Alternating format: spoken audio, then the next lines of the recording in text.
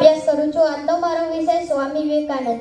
ઉઠો, જાગો અને ધ્યેય પ્રાપ્તિ સુધી મંડ્યા રહો. આ સૂત્ર હતું સ્વામી વિવેકાનંદનું. સ્વામી વિવેકાનંદનું મૂળ નામ નરેન્દ્રનાથ હતું. તેમનો જન્મ કોલકાતાના કાયસ્થ કુટુંબમાં 12મી જાન્યુઆરી 1864ના રોજ થયો હતો. તેમના પિતાનું નામ વિશ્વનાથ દત્ત અને માતાનું નામ ભુવનેશ્વરી દેવી હતું.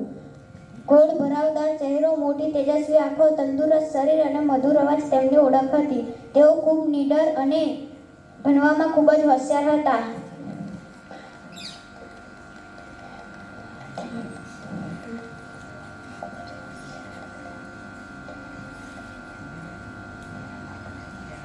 તેઓ મોટા થઈને પછી સ્વામી રામકૃષ્ણ પરમહંસને મળ્યા.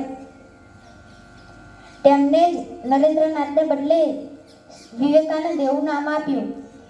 30 વર્ષની ઉંમરે તેઓ અમેરિકા ગયા. ત્યાં તેમણે શિકાગો શહેરમાં ભરાયેલી ધર્મ પરિષદમાં હાજરી આપીને પોતાની વાણીથી સમગ્ર દુનિયામાં ભારતનો ડંકો વગાડ્યો. ભારત પાછા આવ્યા ત્યારે લોકોએ ખૂબ જ ઉમળકાથી તેમનું સ્વાગત કર્યું. 40 વર્ષની ઉંમરે તેમનું અવસાન થયું. વસ્તુ જય હિન્દ, જય ભારત.